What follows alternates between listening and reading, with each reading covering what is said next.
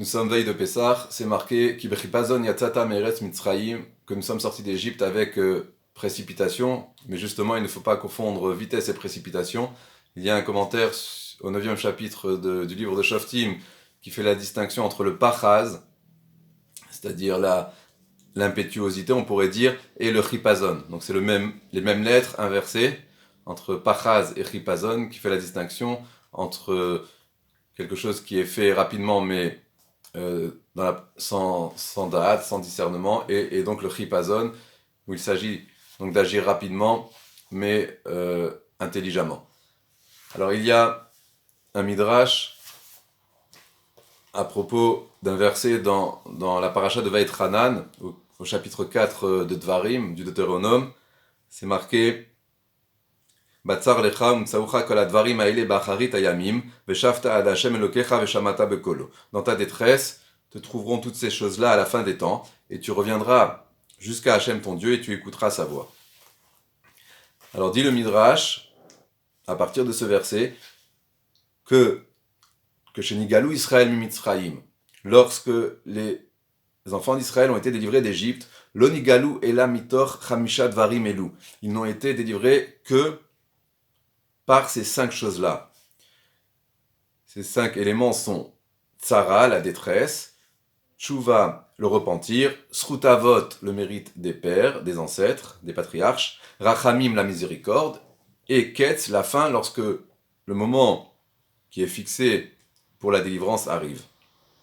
Et le Midrash va appuyer ces choses sur un verset au début du livre de Shemot, de l'Exode, à la fin du chapitre 2.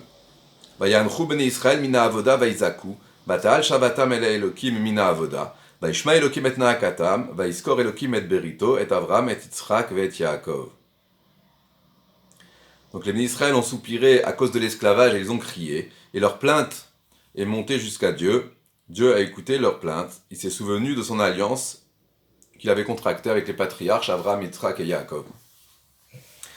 Alors c'est intéressant de voir qu'on retrouve cet enseignement, toujours au nom de Rabbi Elazar, dans le Midrash Teilim.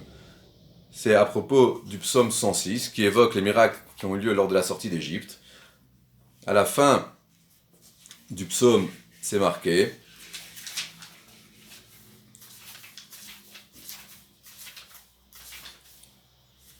Vayar batsar lahem meshomo et rinatam, vaiskor lahem berito, vainachem kerov chasadav. La traduction, il devenait attentif à leur détresse quand il entendait leurs supplications, se souvenant pour leur bien de son alliance et se laissant fléchir dans son infinie miséricorde.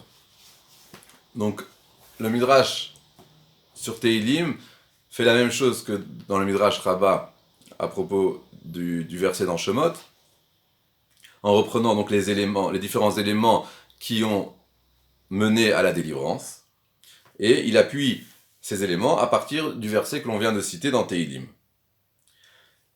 Mais il y a une différence, c'est que les 5 éléments, parmi les 5 éléments qu'on a cités dans le Midrash Rabbah, il y avait la miséricorde. Là, dans le Midrash Teilim, c'est marqué Mitor Tzara, Mitor Tfila. Et ensuite, Mitor Srutavot, Tshuva et Ketz, comme c'est dans le Midrash Rabbah. Mais voilà, à la place de Rachamim, de la miséricorde, nous avons la prière. En fait, c'est une différence qui n'en est pas tellement une, puisque on peut dire que c'est les 2 faces d'une même pièce. Qu'il y a la prière qui vient le peuple prie à cause de l'esclavage, et Hachem entend leur prière par la miséricorde. Donc en fait, il y a ce qu'on appelle le réveil d'en bas et le réveil qui va mener au réveil d'en haut.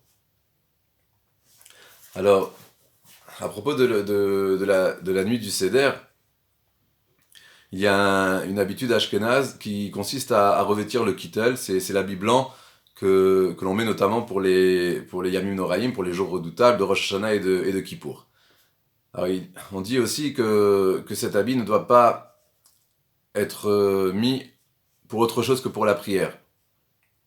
comme le talit, c'est un objet consacré à la prière. Alors on a demandé à Rav Eliashiv, mais on utilise quand même cet habit pour le soir du Seder. Et le soir du Seder, on fait un repas, on mange avec. Et là, il a dit que le repas du soir du Seder, c'est considéré comme une prière. C'est-à-dire que tout l'ensemble du Seder doit être considéré comme quelque chose de spirituel.